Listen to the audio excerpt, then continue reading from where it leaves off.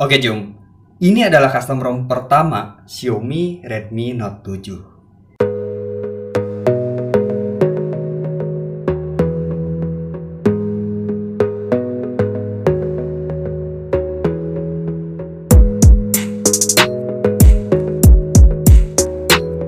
Ya sebenarnya sih masih ada custom ROM paling pertama rilis buat Xiaomi Redmi Note 7, yaitu ROM AX versi 6.5. Tapi di sini kan linknya itu udah koit dan Bang Ojan nggak bisa pasang ROM ini Jum. Jadi ya Bang Ojan nyoba pasang ROM AX yang versi di atasnya, yaitu versi 6.6.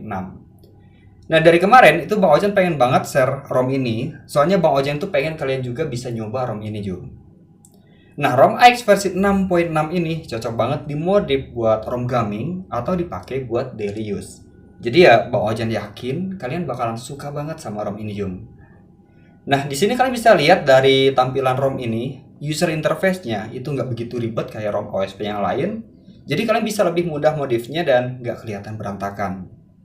Nah, ROM ini nggak sulit dimodifikasi, soalnya masih berjalan di Android 9 dan menggunakan kernel Linux atau kernel standarnya Android. Ya sebenarnya sih tanpa dimodif juga, ROM ini udah benar-benar ringan banget, Jum. Soalnya nih ya, RAM 3 GB aja. Di sini kan HP Bang Ojan RAM-nya 3 GB. Nah, sisa free RAM-nya itu kurang lebih sekitar 1500 MB atau 1,5 GB.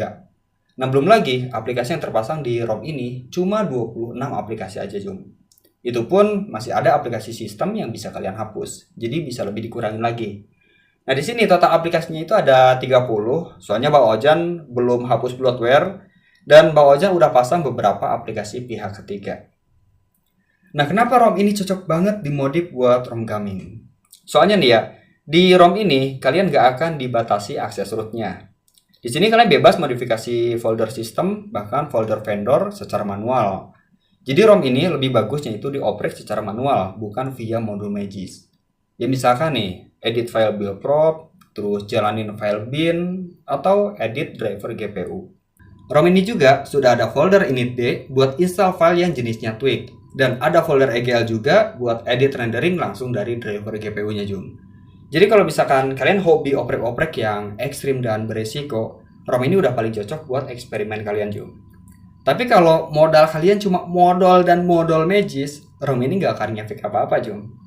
Ya meski modal Magis di zamanan sekarang udah naik daun dan megang kode sumber Android.